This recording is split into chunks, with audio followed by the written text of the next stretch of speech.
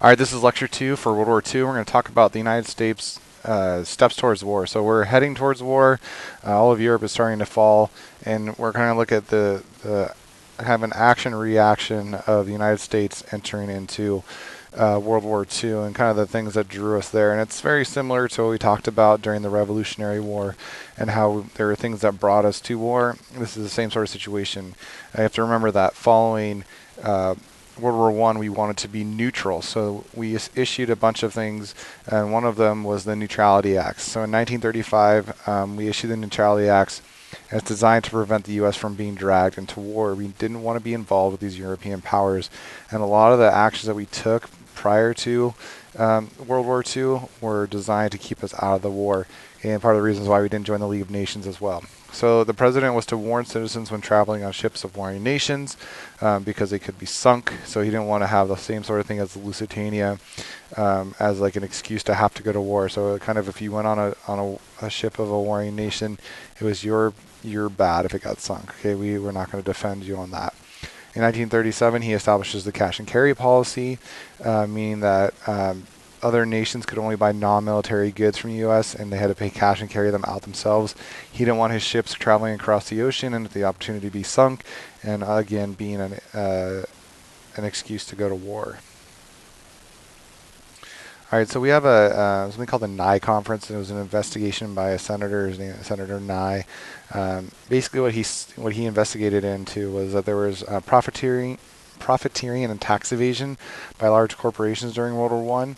And basically what they were looking at was that bankers and other corporations had pressured Woodrow Wilson to go to war to protect their loans abroad. So if they had interest in England or they had interest in France, they wanted to make sure that they were protected. So they kind of persuaded or pursued or pressured, Wilson into entering the war. It was more of an economic reason than anything else to protect our own interests economically through like from bankers and other profiteers. So kind of showing like corruption possibilities going on, and we wanted to avoid that again as we see the conflicts rising in Europe. So we have an Axis action. Okay, the Axis powers obviously including Germany. So the German invasion of Poland.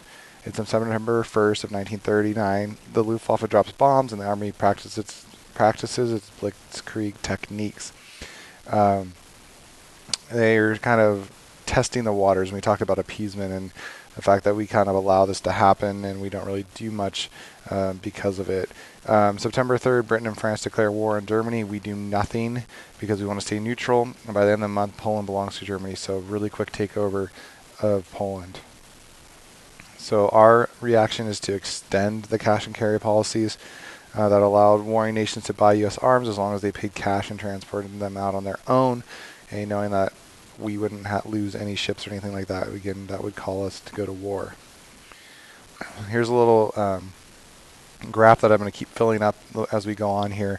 So it shows the decline of World War One over here. Okay, World War One ends, we become neutral again. Okay, with the Neutrality Acts, and then as we start to do more and more things, we have the invasion of Poland, and then cash and carry. We're going to start climbing the steps to enter the theater of war. Okay, so war isn't really here. We're just kind of coming off the backstage. The yellow line is kind of backstage, and we're coming out of neutrality in order to help, because cash and carry is technically not neutral because it's helping the Allies. All right, so that's kind of how this graph will work as we move on. So the next Axis action is the Battle of Britain. So German Navy conflict that they couldn't compete with Britain. We know that England had the strongest navy because it is an island nation. They have to have a strong navy. So instead of using ships to attack England, they used their air force, which the Axis has a really strong air force. The German Luftwaffe is the most powerful in the world. So over 2,000 German planes were launched.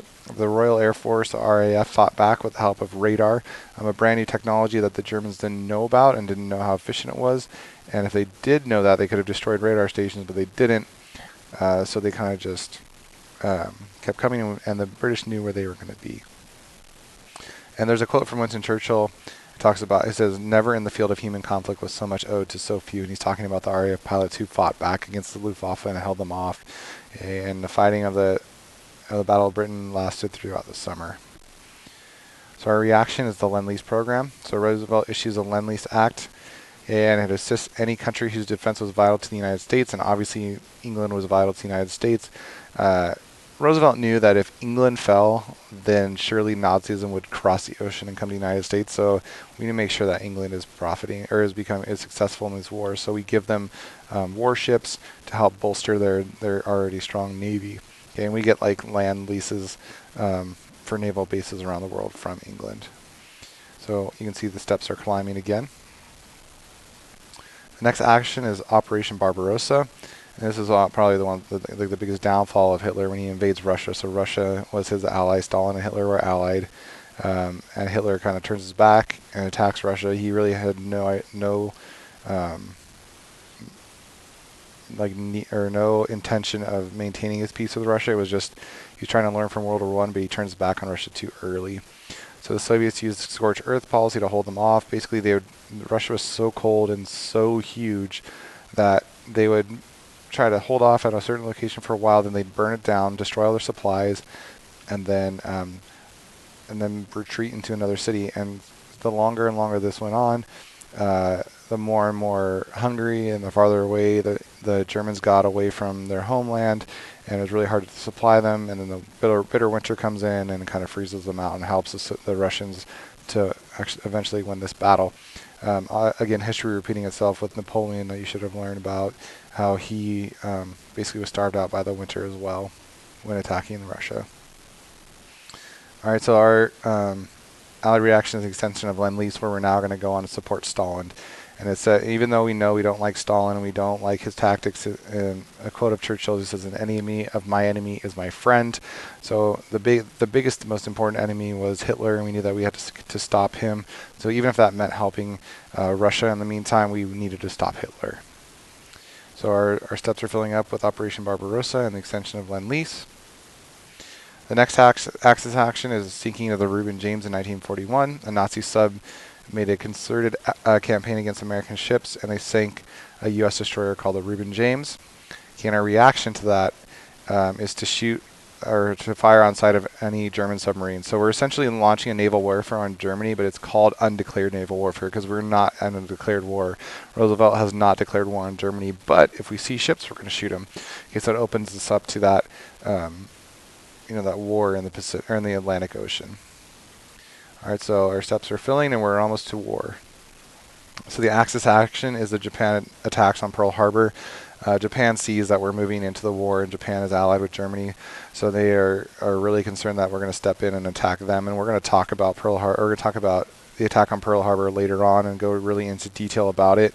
But just know that they were really concerned that the United States was going to come after them, so they wanted to preemptively attack them at Pearl Harbor and destroy their entire navy.